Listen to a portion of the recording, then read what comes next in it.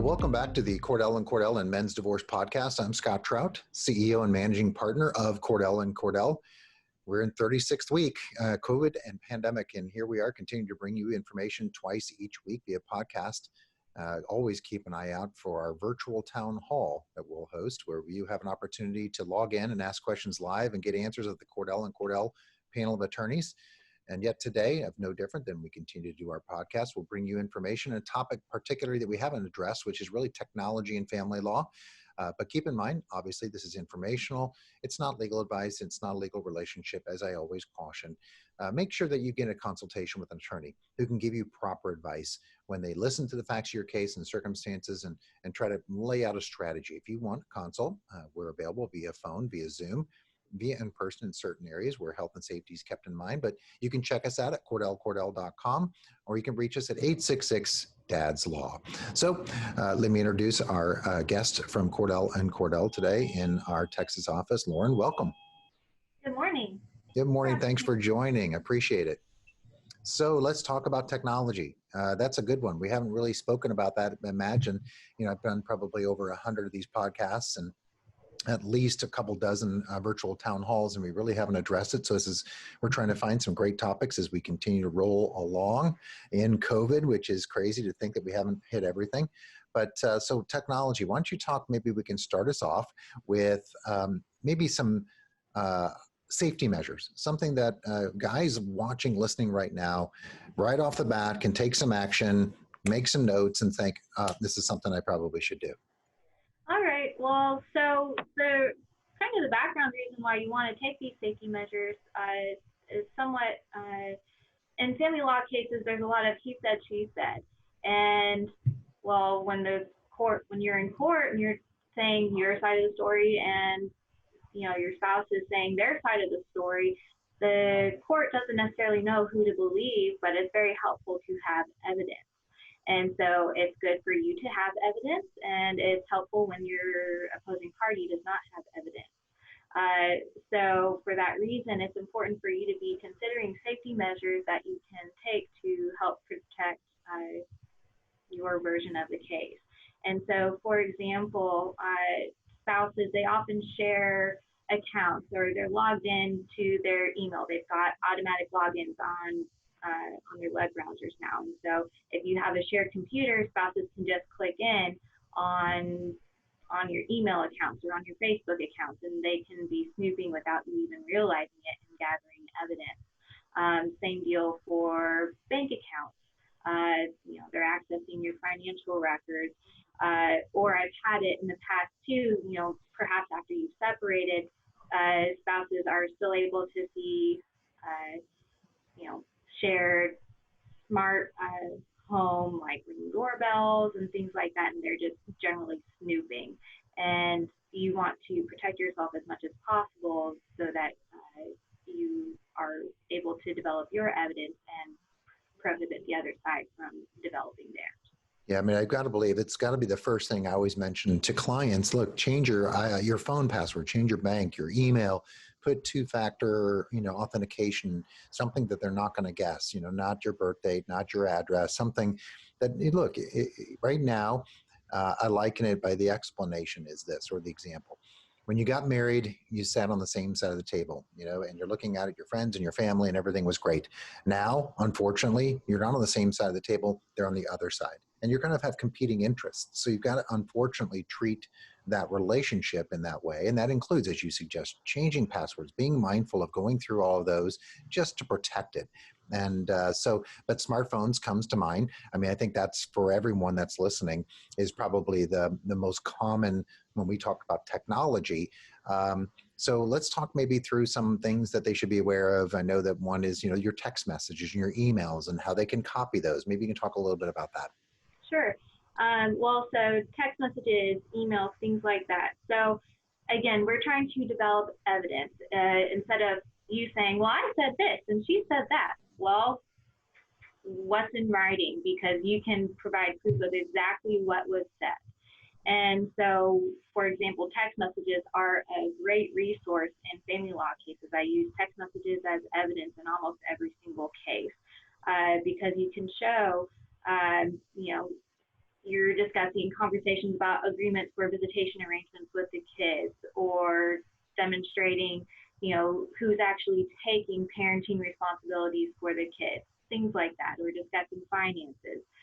There can be all kinds of different topics discussed in text messages, emails, things like that. And so as far as developing that to have as evidence in court, you can't just hand the judge your cell phone. You probably don't want the judge perusing your cell phone. So how you get information from your phone into a court admissible format, generally, if it's one or two text messages here and there, you can just screenshot those and send them to your attorney.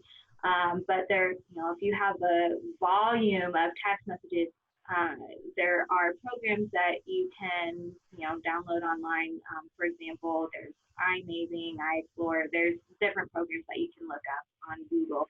Usually there might be a paid subscription to it, but that's well worth it instead of having to screenshot and organize 200 or plus screenshots. Then it organizes it in a chronological format, and it's court admissible as far as getting it PDF and easily handed to the judge.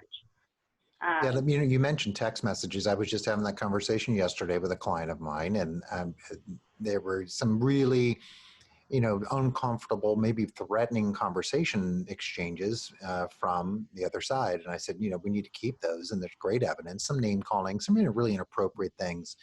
And he said, look, hopefully we never have to use those, but I want you to just screenshot those to me and then send those on over, and we can use them. I think that's key evidence. I mean, I think there's, as you suggest, to start out, it's defensive and offensive, right? Right. And I have to piggyback on what you said. You said that there was some name calling. I have seen, people come up with creative names for the opposing party. Mm-hmm. And so while that might make you feel good, it's not going to be good evidence in court. So make sure that when you are gathering these text messages that there's an appropriate name, usually their first name, their last name, something along those lines. Just say who it is. Definitely not derogatory. Eliminate that stuff. Right. So some of the other technology, things that we don't think about, I think you had mentioned something like toll tags. That's a huge one around the country, mm-hmm. where whether you're in the Chicago area, New York area, Connecticut, Texas obviously has tolls. So maybe talk a little bit about that. Sure. Well, so just kind of general location tracking. I've had it in a case before where one spouse said she was going to go visit her parents in Oklahoma. I'm in the Dallas office, so Oklahoma is maybe like 2 hours north, not even. And so if she's driving north, then why is she driving south toward the airport? Who is she picking up at the airport? Because she stayed in town, we were able to see that she was driving back and forth on the toll roads, that she was staying local. We ended up finding out that she was having an affair. And also I've seen it as well that, the tolls will track, all right, you hit this toll marker at this time and you hit this toll marker at this time. And well, you had visitation with the child during that time, and the distance between that is, you shouldn't have made it that quickly. And so there have been concerns about erratic speeding and unsafe driving while in possession of the child as well. So all kinds of information you can gather. Yeah, find my iPhone or find my phone or find my friends. That's always one that interesting. I didn't really think about how long perhaps that data is kept by Apple or other devices. It's crazy. Yeah, and so this is something where you can just go, I have an Android phone for my personal use, and you go into your Google Maps and you go into your location history, and it tells you, it tracks, all right, you were here at this time, and here at this time, and here at this time. And it goes back to quite a while. And so again, I've had it where people say, well, I was here at this time to pick up visitation for my kid, or I was doing this or that. And so it's like, okay, well, show your location history. Some phones might have it turned off depending on how you have your settings, but it is good to have as evidence potentially if needed. For some dads out there, the coronavirus pandemic has become a pretext to limit access to their children. Other dads have been pushed out of key decisions affecting their children's lives. If you're one of those dads, Cordell Cordell is here for you, as always, but with expanded services. We can meet you in person or by video conference on weekdays, evenings, or weekends. Our goal is to step up our service to meet your needs now.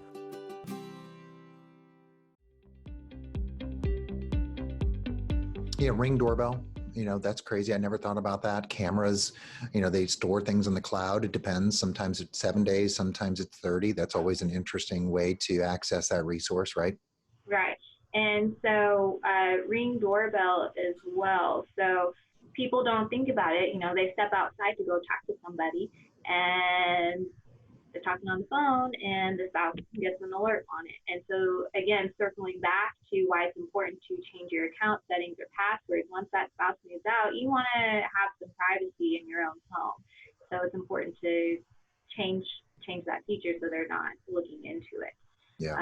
I've also had it, like smart thermostats. People are just messing, cranking up the thermostat or cranking it way down so it messes up. Yeah, I had someone there. We'd open all the windows, turn on the air in the winter just to drive up utilities. It was just crazy. It is interesting. Social media. Let's talk about social media. That's always a treasure trove of information and evidence, right?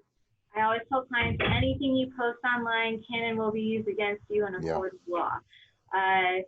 And so, again, just people will post funny memes on Facebook, thinking haha. But anything that you post, there's a good chance that it's going to be twisted against you. People are going to be looking at, all right, well, what are you doing socially? What were you doing then? Did you have possession of the child then? All right, where's the child in this picture? Are you doing activities that you shouldn't be doing? What are your thoughts on particular subjects that might be relevant to parenting? I've seen people that post crazy conspiracy theories on Facebook, or they'll write derogatory things about the other spouse, or people have been in court, they say, oh, I don't have access to any funds, I can't afford my child support, I don't have a job, and meanwhile they're posting that they're on vacation. Or I don't know why people do this, but they post pictures of their drugs on Facebook. Terrible idea. And so it's not enough to just set your profile to private anymore. And because people may have friends that share that information with you, or sometimes your friends post pictures or post on their profiles, and that may not be necessarily set to private. You just can't necessarily control it to an extent. And so it's just, you have to be very, very careful with social media because it's out there. Yeah, social media is a no-no. I've told clients, look, I get it, this day and age even, we've become addicted to our phones, our social media accounts. We scroll. That's we're a consumer of information of what others are doing. It's just odd. And if you can just get away from it, do it. It's, don't delete it. Just get away. Step away from it for a while. Right, and you shouldn't delete it. Any data that you have, electronic data, you shouldn't delete if it's going to be evidence in your case, even if it's potentially harmful. Once litigation has started, you can get in trouble. The legal term is called spoliation. You're not supposed to delete potential evidence in a case. Yeah. So as we kind of think, we've gone through some of these items, guys, you're thinking, well, okay, how do I get them? Perhaps or how would they be requesting them of me? Is there discovery? As we kind of get to the end of our topic today, what is it that they can do from a discovery standpoint in a legal case? Okay. Well, so discovery is an information gathering tool. And so I'm not sure how it might be. The titles of the documents might be titled differently in different states. So in Texas, we call it request for production. The request for production is saying, hey, get me all written records, recordings, photographs, things like that. Get me those kinds of evidence. And so that's the process in Texas. And we're actually supposed to start getting new discovery rules starting January 1. So they're still being developed at this time. But generally, currently, you send a request for production asking, all right, I want to see all these text messages that you have. I want to see all written logs and communications. I want to see all photographs that you think are relevant. I want to see all these photographs or videos, recordings, whatever. that you think are relevant to your case. And so the importance of sending discovery is that you are able to gather information for yourself so that you can make an informed decision for your litigation strategy, but also you know what their evidence is. And if you request something in discovery that they didn't disclose, they can't use that item of discovery at trial. They can't have a surprise document. And so you can request these records. There is something called e-discovery. So if you request these records and you go through whatever your state's process is to try and get these records, semi-voluntarily from the other side, they're just not turning things over. Texas has a process where you can essentially request forensic examination of this person's electronic device. You have to try really hard and show, the importance of obtaining that information and try to narrowly tailor it. So, but that is a process that is possible. So, and that's something to keep in mind too for, when you're developing evidence is anything that you post, any text message, things like that, you need to be mindful of, hey, I can request this information from the other side, but they can also request it from me. And so you just kind of need to be mindful that things that you're text messaging other people, photographs that you're taking, it may be requested of you in discovery, and under the discovery rules, you should turn those over.